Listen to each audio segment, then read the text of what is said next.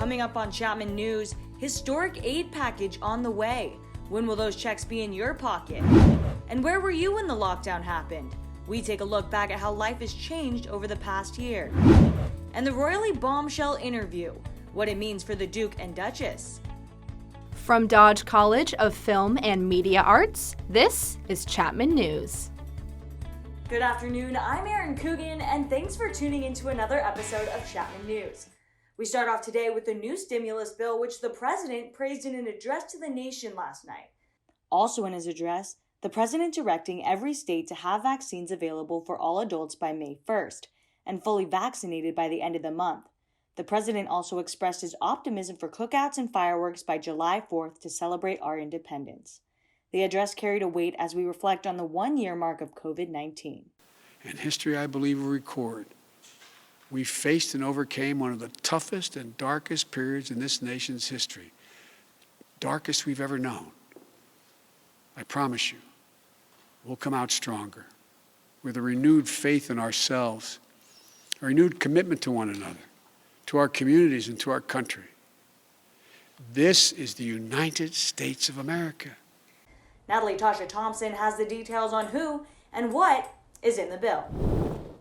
After months of deliberation and the introduction of a new president, the House finally passed the American Rescue Plan, a $1.9 trillion stimulus package that will benefit millions of Americans and small businesses. This plan puts us on a path to beating the virus. This plan gives those families who are struggling the most the help and the breathing room they need to get through this moment. This plan gives small businesses in this country a fighting chance to survive. Checks set at $1,400 are anticipated to be sent out this month, according to the Biden administration.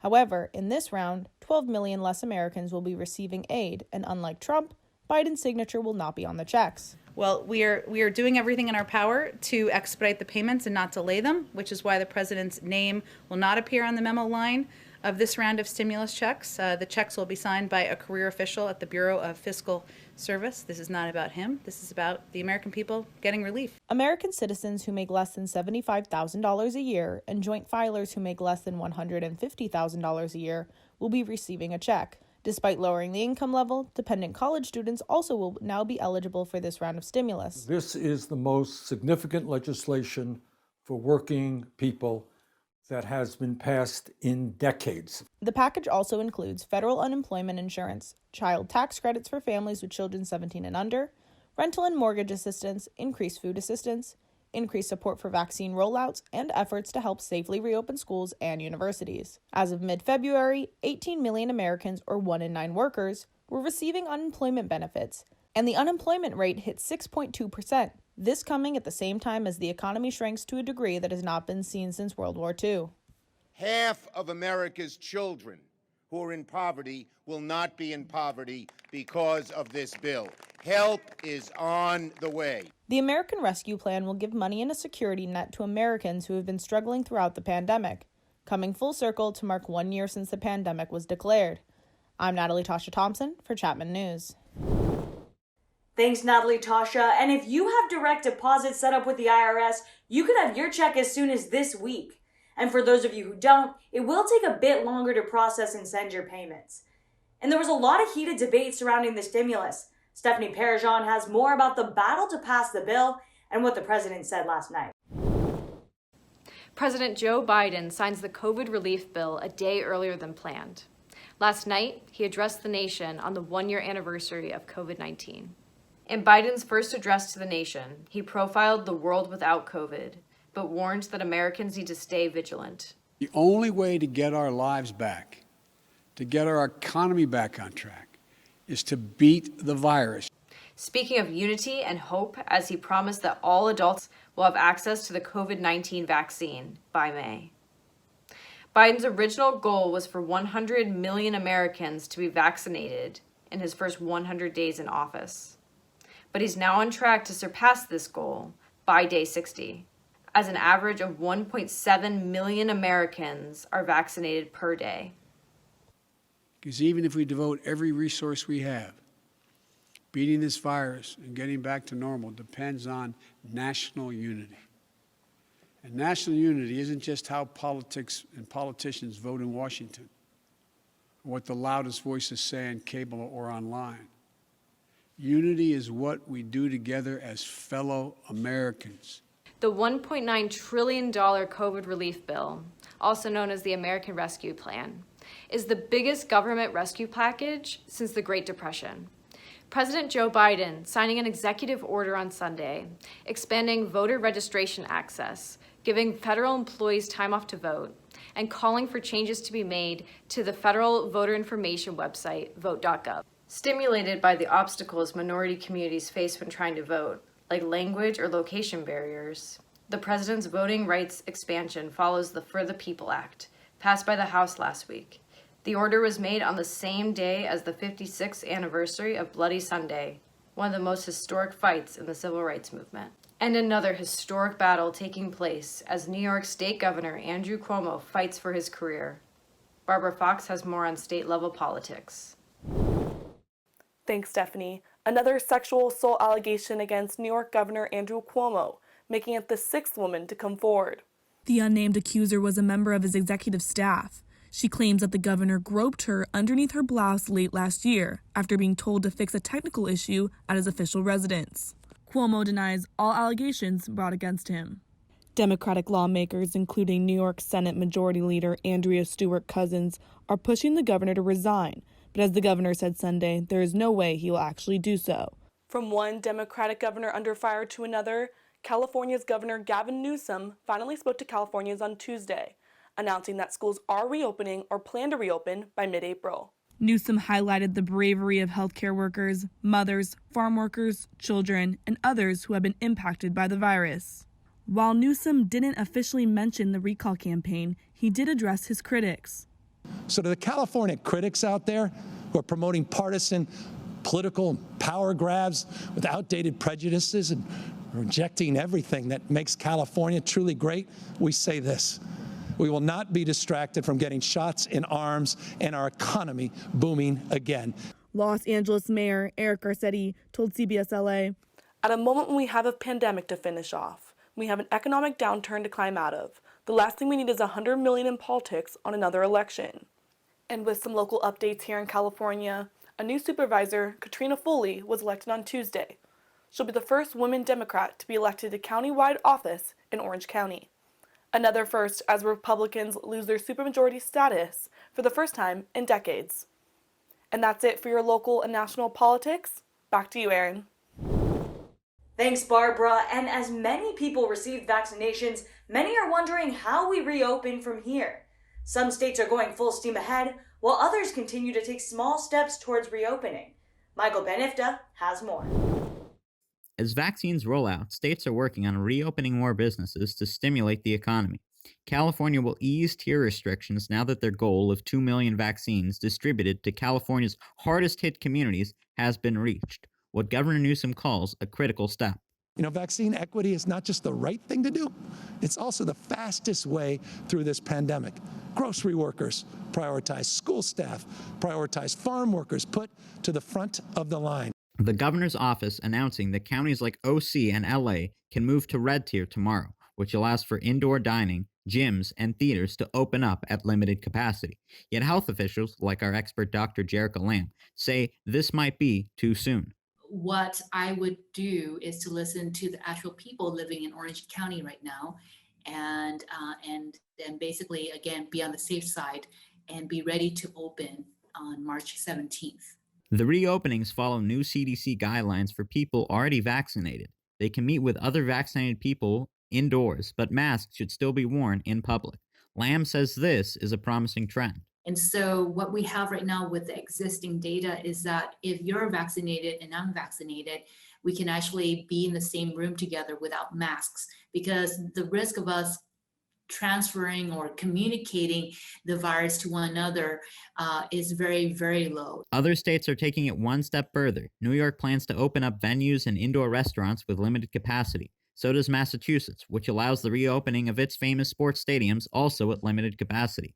Iowa now joins states like Mississippi and Texas in ending its mask mandate and lifting limits on how many people can be in bars and restaurants. Dr. Lamb says this could be a mistake. But we still need to practice with some caution and not go back to normal and having all these games and at full capacity in restaurants and malls and stores again, because then the surge will eventually rise. Despite promising downward case trends and increased vaccination efforts, emerging variants could halt much of that progress and lead to a fourth wave. Still, the battle against COVID rages on. For Chapman News, I'm Michael Benifta. Coming up, remember normal life? We take a look back at how the world has changed over the year. And are you still waiting on your shot? We'll tell you how and where you can get your vaccine.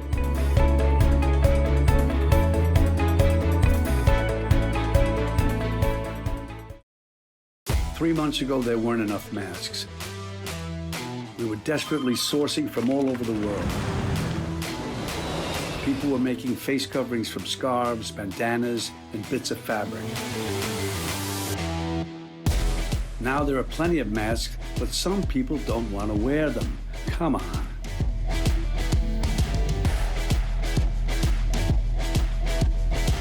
Mask up, America.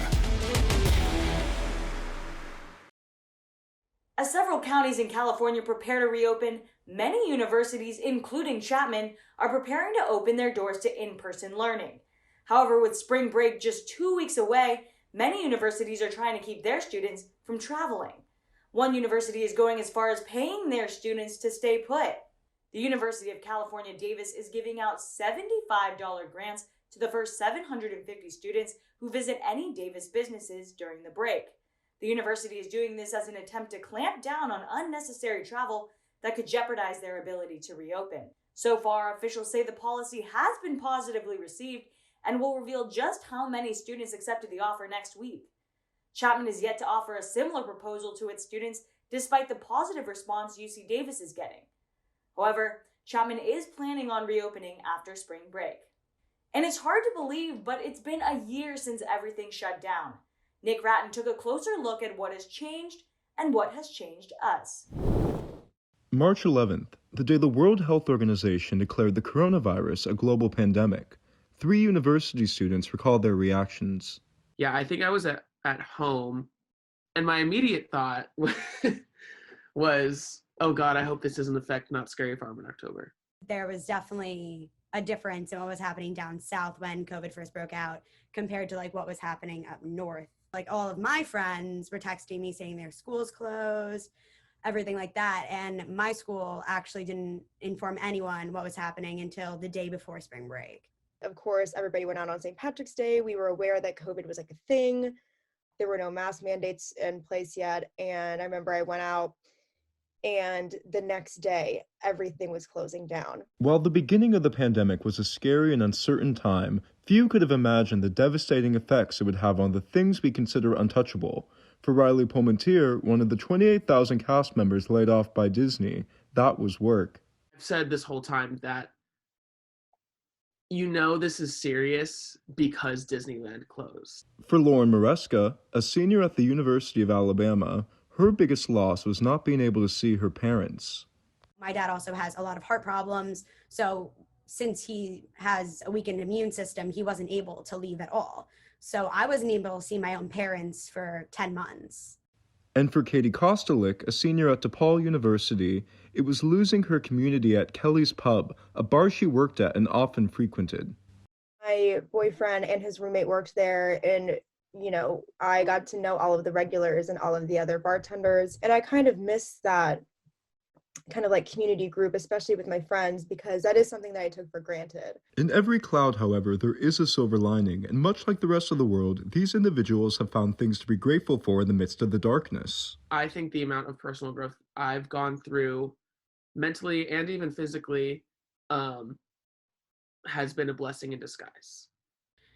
We definitely all learned like the people that will or won't be there for you. So I would say in that aspect, I definitely have filtered out a lot less people in my life. My social group has definitely gotten smaller, and I definitely keep a much closer circle to me now. I've also learned how to enjoy being alone.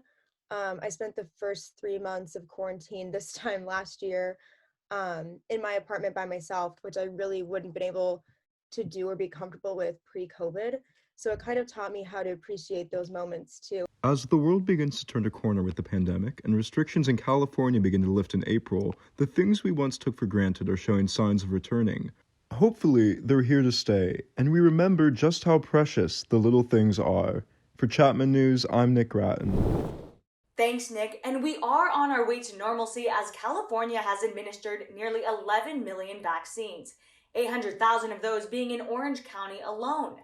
And California announcing a new Work for Shot volunteer program at many vaccination sites. The program would allow those who volunteer to administer vaccines or help to check people in to get their shots sooner.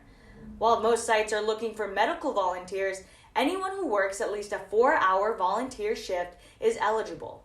Visit myturnvolunteer.ca.gov for more information to sign up. And figuring out whether you're eligible can still be confusing. Lindsay Arabian has the breakdown on how to get vaccinated. Knowing where and when to get the COVID-19 vaccine can be confusing. Chapman News is here to help. The first thing you want to do is check if you're eligible to receive a vaccine. Visit myturn.ca.gov to review and register for updates on California's vaccine tiers. We are currently in Phase 1A, which includes people over the age of 65, and Tier 1 of Phase 1B, which includes food service workers and education and childcare workers. If eligible, you can schedule an appointment through your doctor's office. This is the best possible way to get a vaccine. If you are unable to get one through your doctor, check your local pharmacy, like CVS, Albertsons, or Vons. You can make appointments on their websites. A good search narrowing tool to find pharmacies offering vaccines to your eligibility group is vaccinefinder.org. Furthermore, many pharmacies have waitlists you can sign up for to receive any leftover vaccine doses at the end of the day. And finally, be sure to check local health centers like Kaiser Permanente as a third option. They will provide vaccines even if you do not have insurance. For more information, visit the Orange County COVID-19 dashboard website. For Chapman News, I'm Lindsay Arabian.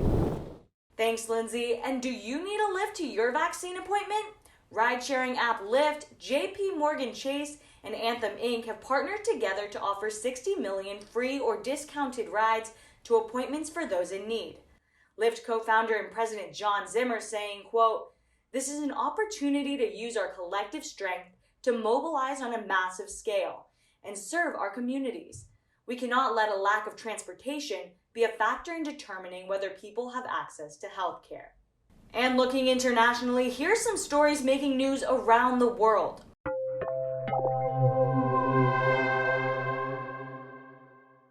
Pope Francis embarked on a historic trip to Iraq, becoming the first pope to ever visit the country. During the 4-day trip, he met with the Iraqi Shiite leader Ayatollah Sistani, visited the ruins of Mosul, and held the first papal mass in the Cathedral of St. Joseph in Baghdad. The Pope returned to the Vatican on Monday.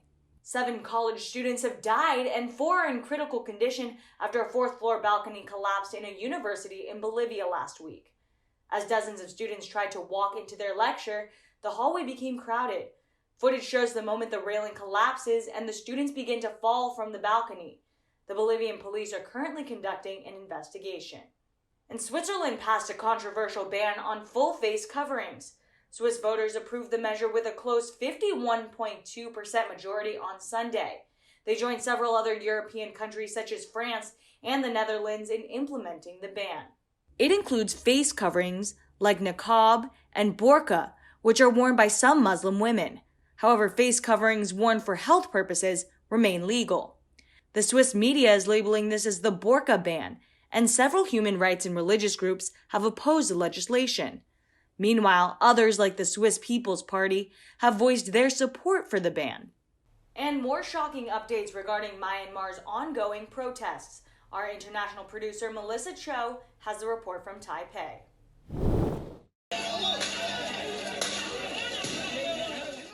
Just yesterday, at least 12 more killed by the ruling junta, according to a watchdog group. In the small town of Maying, the streets stained with blood, even brain remnants spilled onto the road. Military leaders overthrew the country's fragile government in a coup d'etat at the start of the year. Myanmar's leading civilian party, the National League for Democracy, won over 80% of parliament seats last November. The military refused the results and sought control in early February, detaining party leaders and officials, including Aung San Suu Kyi and President Eun Myint. Both were put on secret trial in mid-February. Television broadcasts suspended, domestic and international flights canceled, telephone and internet access in major cities also on pause. Weeks of relatively peaceful protests followed, but soon turned deadly on February 20th, when 2 unarmed protesters were killed, one of them a 16-year-old boy. We had to disperse the people, and if they didn't obey, we were ordered by our commanding officers to shoot them. I couldn't follow or obey my officer to shoot my people, and I fled my country.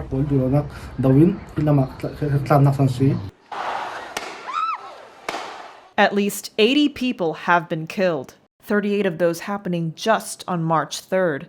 A local group that monitors political prisoners reports almost 2,000 have been detained.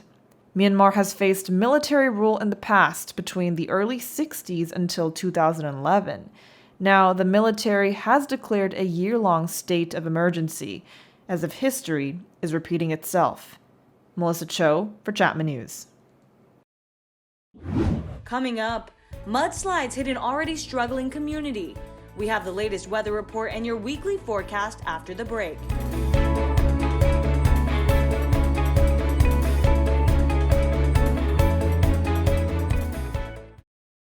I adopted Bento in 2010 from a shelter. As it turns out, we have very similar personalities. And this cat makes me make art because he's always motivating me to take pictures of him, to draw pictures of him.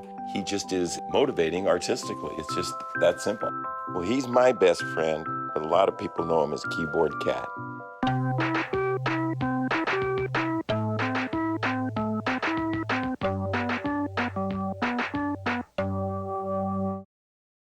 A major rainstorm hit Orange County this week, causing major mudslides in the Silverado Canyon. Oh my God! An evacuation order was put in place Wednesday morning as mudslides began. This is the second major weather event to hit the region in recent months after the Bond Fire burned 6,000 acres of the same region in December. That same fire is also what made conditions ripe for the mudslides, which blocked off roads, flooded cars, and left people stranded in their homes. There are currently no injuries or serious damage reported. And hopefully we will not be seeing any more rain or mud in the coming days. To tell us if we should expect anything unusual is Ned Peterson. Ned? Thanks, Aaron. Let's check our 7-day forecast to find out. On Friday, it'll be a high of 58 degrees. And then on Saturday, Sunday, and Monday, it'll be a high of 62 degrees, with temperatures rising further throughout the week at 64, 66, and then 70 degrees on Thursday. Now, let's look at our national weather forecast. In New York, it'll be 64 degrees. In Washington, D.C., 68 degrees. In Atlanta and Miami, it will be 77 degrees. And in Chicago, 48. In Minneapolis, it'll be 46 degrees. And in Austin, Texas, it'll be a little rainy and 83 degrees. In Denver, Colorado, it'll be 49 degrees. And in Las Vegas, it will also be a little rainy at 52 degrees. In San Francisco, 61 degrees. And in Seattle, it'll be 52 degrees. Now, let's look at the rest of our Orange County forecast. In Westminster, Orange, and Newport, it'll be 59 degrees. In Irvine, it'll be 58 degrees. And in Laguna Beach, it'll be 56 degrees. And then in Mission Viejo and San Clemente, it'll be 57 degrees each. Make sure to set your clocks forward 1 hour on Sunday to get in those extra bits of sunshine. That's all for weather. I'm Ned Peterson. Next, your sports update with Brennan Corrigan. Thank you, Ned. Hello, everyone. My name is Brennan Corrigan, here to serve you some great sports news. First up, Chapman tennis. After nearly a year away from competition, the Chapman University women's tennis team took to the court last week to play Azusa Pacific to start their 2021 spring season. The Panthers fell 7 matches to 0 against the 11th-ranked Division II Cougars. Sophomore Aaliyah Allen says it was an adjustment playing on the court again, but she is proud of how her team competed. We're definitely not in the greatest shape as a team that we were when we were sent home last year, but I mean, I think everyone played well. The Panthers will be back on the court March 14th when they travel to Cal State Fullerton to play the Division I Titans. And on Tuesday, NBA player Miles Leonard of the Miami Heat used an anti-Semitic slur while playing Call of Duty during his live stream. Later, Leonard issued an apology for the slur, saying he didn't know what the word meant at the time and how offensive it is to the Jewish community. Leonard also says he promises to do better and knows that his future actions will be more powerful than his use of this word. Leonard has already lost numerous partnerships and sponsorships since the incident, and the NBA recently announced he will be suspended and pay a fine. Les Miles is out as Kansas's head football coach. The former coach and school mutually agreed to part ways after accusations arose of Miles' inappropriate behavior towards female students during his coaching tenure at LSU. LSU releasing a report last week, per ESPN, showing a 2013 internal investigation included allegations that Miles contacted female students via Facebook and text, meeting some of them off campus and kissing at least one of them. Mike DeBoard, Kansas offensive coordinator, will serve as the program's acting head coach until an interim replacement is chosen. Thanks for tuning in to another episode of the Best Campus Sports Show. I'm Brennan Corrigan. Stay active, and we'll catch you next week. Coming up on Chapman News, racism, suicidal thoughts, and maltreatment from Buckingham Palace. Their response coming up next.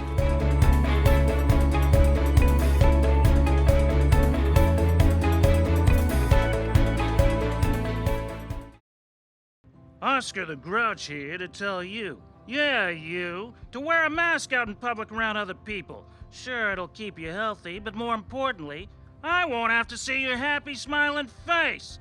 And if you don't want to wear a mask, I've just got one thing to tell you. Scram! Go away! Caring for each other because we are all in this together. So wear a mask and have a rotten day, will ya? Press and social media are in frenzy over the recent Oprah Winfrey interview with the Duke and Duchess of Sussex. Here's Shyamalan Fairley with the newest update. Thanks, Erin. And that's right. The Oprah interview is still big news all around the world. In the highly anticipated interview, Harry and Meghan made shocking charges about the last few years as a part of the royal family. In one of the most outrageous moments during the interview, Meghan discusses the racism she says she faced at Buckingham Palace. In those months when I was pregnant, all around this same time, so we have in tandem the conversation of he won't be given security, he's not going to be given a title, and also concerns and conversations about how dark his skin might be when he's born. What? Oprah confirmed on Monday that it was not the Queen nor Prince Philip who made those comments, although it was not made public who did. The Queen herself addressed the racist accusations, saying, "The issues raised, particularly that of race, are concerning. While some recollections may vary, they are taken very seriously and will be addressed by the family privately." Prince William also responded, claiming that the royals are very much not a racist family. Meghan later opened up about her struggle with loneliness and suicidal thoughts while in the palace. I just didn't want to be alive anymore. And that was a very clear and real and frightening, constant thought. The British tabloids have not held back, continuing to bash Meghan and Harry. Piers Morgan said on Monday's Good Morning Britain that he did not believe a single word Meghan had said. The following day, Morgan quite literally stormed off the set of the show after the heated debate with co-presenter Alex Beresford. Has she said anything about you since she cut you off? I don't think she has, but yet you continue to trash her. Okay, I'm done with this. No. Sorry, no. Sorry. So, do you know what? That's pathetic. You can trash me, maybe not mine. No. See you later. I'm being... Sorry. ITV confirmed Tuesday that Piers Morgan quit his anchor role on Good Morning Britain. Oprah's CBS primetime special had 11 million viewers in the UK and 17 million in the US, squashing the 2021 Golden Globe Awards, which only received about 6.9 million views. Now that the Royals interview has more views than the recent Emmy Awards and Golden Globes combined, we are looking forward to this weekend in hopes that the Grammys this year will have better ratings. The 63rd Grammys is broadcasting this Sunday night. Hosted by Trevor Noah, we can expect to see some exciting performances from artists like Bad Bunny and Cardi B. Top categories are Record, Album, and Song of the Year, and up for Best New Artists are Doja Cat, Kate Tronada, Megan Thee Stallion, Ingrid Andress, Phoebe Bridgers, Chica, Noah Cyrus, and D-Smoke. Also up for a history-making nomination is BTS with their song Dynamite, up for Best Pop Duo/Group Performance. This is the band's first nomination as well as the first K-pop group nomination. While we celebrate singers and songwriters during the awards show, we can also take a moment to appreciate local live performances. Performance venues have taken a hard hit this year, but here at the City of Anaheim National Grove, the entertainment organization Nederlander has been hosting Drive-In OC. From comedy stand-ups to music concerts, you can purchase a ticket for one of the car spots and enjoy some live and in-person entertainment at the Anaheim National Grove. I spoke to Vanessa Cromer, the VP of Communications for Nederlander Concerts. The greatest thing about Drive-In OC is it's completely contactless. We have a mobile app that you order your food and beverage from, merchandise, everything is delivered to your car to be COVID safe, and the only basically time that the patron would be moving away from their zone is to use the restroom, which we have a virtual queue on the app, and they plug in that they need to go to the restroom, they get a text back, they wear their mask, and they go get their temperature read, and then go to the restroom. So it's been a really successful program during the pandemic. Obviously, we want to get back into venues. This is just a stopgap solution, but we're very happy with the progress, and we've learned a ton. And other forms of local entertainment are taking big steps too. Last week, Disneyland announced its new experience, A Touch of Disney, and this week, CEO Bob Chapek announced the park's reopening is set for the end of April. His announcement follows recent California advisory statements allowing for theme parks to open at limited capacity starting April 1st. If you don't mind, I'm going to start counting down the days until I can get a ride on Space Mountain again. I'm Shambhalin Fairley with your weekly entertainment update. Back to you, Aaron. Thanks, Shambi. And good news after a seal who was rescued in Laguna Beach last year has a fresh start all the way in New York's aquarium. The New York Aquarium shared a post of Sydney the seal in her new habitat, happy and healthy. She was found last year on a rocky beach with her umbilical cord still attached and was rescued by the Pacific Marine Animal Center, where she received around-the-clock care. Now Sydney will join sea otters, sea lions, and other seals at the New York Aquarium. What a sealiciously good ending for Sydney. And as we seal up this episode, be sure to check out our social media pages at Chapman News and our YouTube page at chapmannews.tv. I'm Erin Coogan, and we'll see you next week.